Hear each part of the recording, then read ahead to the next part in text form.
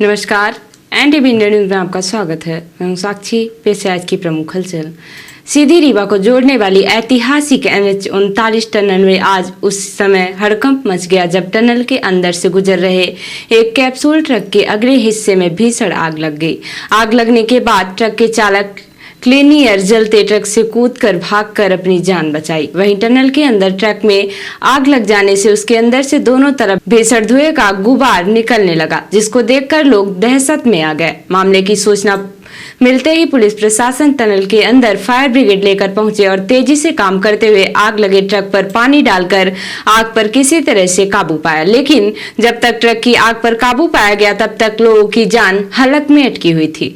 लोगों को इस बात की शंका थी कि कहीं यदि ट्रक के डीजल टैंक में धमाका हो गया तो फिर टनल का क्या होगा। टनल में आग लगने के दौरान दोनों तरफ से यातायात बंद कर दिया गया था, लेकिन स्थिति कंट्रोल में आने के बाद आवागमन को चालू कर दिया गया है। इस तरह की घटना ने एक बार फिर से टनल की सुरक्षा को लेकर नए सुरक्षा प्रावधानों पर विचार करने के लिए मजबूर कर दिया है। अब देखना है कि टनल के जिम्मेदार लोग इस तरह की घटनाओं को रोकने के लिए किस तरह के इंतजाम करते हैं।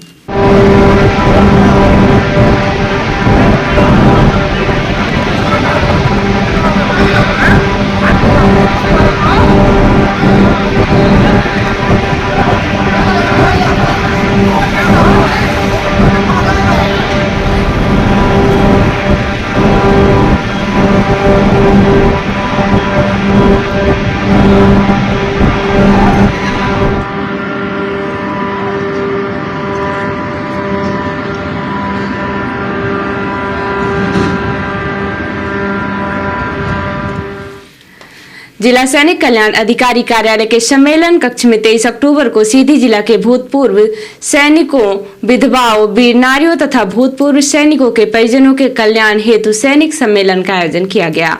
इस सम्मेलन में 53 भूतपूर्व सैनिक, 1 वीर नारी एवं 6 पूर्व सैनिक विधवाएं सम्मिलित हुई। सम्मेलन में सैनिक कल्याण से जुड़े हुए विभिन्न मुद्दों, समस्याओं तथा उनके शीघ्र समाधान हेतु किए जा रहे प्रयासों पर चर्चा एवं संवाद हुआ। जिला सैनिक कल्याण अधिकारी ने भूतपूर्व सैनिकों, सैनिक विधवाओं, वीर नारियों एवं पूर्व सैनिकों के आश्रितों द्वारा उठाई गई समस्याओं का उचित निराकरण एवं आवश्यक कार्यवाही हेतु आश्वासन दिया एवं समुचित आदेश दिए। जिला सैनिक कल्याण अधिकारी ने केंद्रीय सैनिक बोर्ड, भारत सरकार एवं राज्य सैनिक बोर्ड, मध्य प्रदेश सरकार द्वारा दी जाने वाली अनुदान सहायता, विभिन्न योजनाओं एवं सुविधाओं के बारे में अवगत कराया। उन्होंने सूचित किया कि मध्य प्रदेश सरकार ने आदेश दिया है कि समग्र पोर्टल पर पंजीयन अनिवार्य है, अन्यथा अनुदान बाधित हो सकता है। ग्रुप कैप्टन सिद्धार्थ श्रीवास्तव, सेवानिवृत्त जिला सैनिक कल्याण अधिकारी सीधी ने सभी उपस्थित जनों का हार्दिक धन्यवाद दिया है तथा उन्हें आश्वस्त किया है कि जिला सैनिक कल्याण कार्यालय सीधी सभी भूतपूर्व सैनिकों, वीर नारियों, सैनिक विधवाओं एवं सैनिकों के परिजनों की सेवा के लिए सर्वदा कार्यरत है एवं उनके कल्याण हेतु निरंतर कार्य करने को कटिबद्ध है। पूर्व मंत्री कमलेश्वर पटेल ने कहा है कि मध्य प्रदेश की भाजपा सरकार की गोवर्धन पूजा के संबंध में निर्देशों से जाहिर होता है कि भाजपा पहली बार गोवर्धन पूजा कर रही है। भारतीय परंपरा में गोवर्धन पूजा होते आई है और सभी धर्म प्रेमी बंधु गोवर्धन पूजा करते हैं। भाजपा ने जिस तरह से अपने नेताओं को गोवर्धन पूजा में भाग लेने के निर्देश दिए हैं, उसे लगता है कि भाजपा के नेता गोवर्धन पूजा नहीं कर रहे थे, इसीलिए निर्देश देना पड़ा। श्री पटेल ने कहा कि सरकार कोई भी हो, भारतीय संस्कृति की परंपराएं नियमित रूप से चलती आ रही हैं और जीवंत हैं। जब कांग्रेस की सरकार थी तब गौशालाओं के प्रबंधन के लिए विशेष परियोजना लागू कर 3000 गौशालाएं बनकर तैयार होने को थी। साथ ही 1000 हाईटेक गौशालाएं बन रही थी। भाजपा ने इसे आगे नहीं बढ़ाया और योजना को बंद कर दिया। भाजपा सरकार ने स्वयं भी कोई प्रयास नहीं किए। श्री पटेल ने कहा कि प्रचार प्रसार का दिखावा करने के लिए गौ कैबिनेट बनाए, जिसका आज तक कोई पता नहीं। सिर्फ एक बैठक हुई प्रचार के लिए, फिर सब बंद। गौ माता के लिए चारे का कोई ठोस प्रबंध नहीं कर पाए। कलेक्टर सुरुचि सुमन ने कहा कि दीपावली का पर्व निकट है। भारतीय समाज में आनंद व समृद्धि का त्योहार माना जाता है। जहां हर कोई अपने सामर्थ्य अनुसार इस पर्व को मनाता है। इसी के साथ यह भी सच्चाई है कि अभी भी हमारे समाज में अनेक परिवार ऐसे हैं जिनके पास इस समृद्धि के पर्व पर कुछ भी नया करने या उत्साह से मनाने के लिए आवश्यक संसाधन उपलब्ध नहीं हो पाता है। उन्होंने कहा कि राज्य आनंद संस्थान अपने कार्यक्रमों में मदद को प्रोत्साहित करता है, जिसमें हम अपनी आवश्यकता से अधिक वस्तुओं को दूसरों के उपयोग करने के लिए दे देते हैं।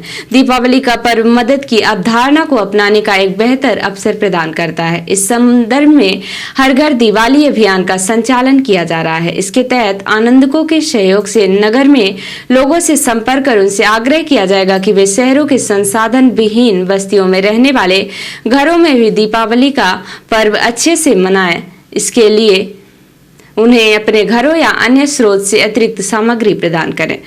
कलेक्टर ने विभाग प्रमुखों को निर्देशित किया है कि इस अभियान को व्यवस्थित स्वरूप देने के लिए दीपावली तक 1 माह के लिए सभी विभाग से कुछ कर्मचारियों को नियुक्त करना सुनिश्चित करें, जिससे जिले में इस अभियान का प्रचार प्रसार किया जा सके।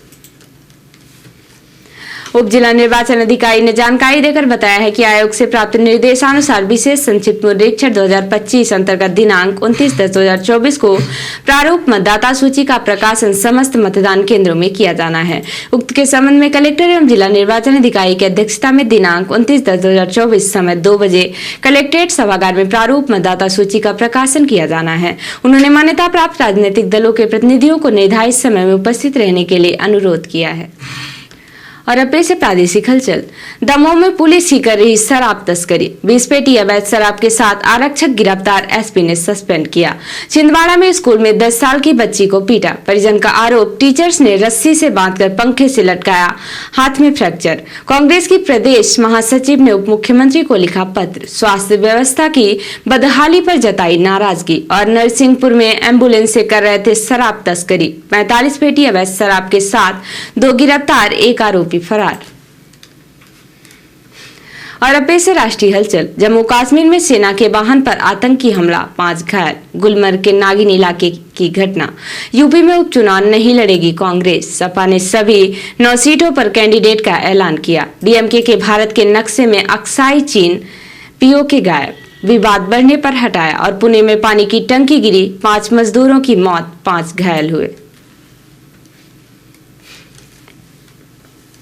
तो ये थी आज की प्रमुख हलचल। नमस्कार।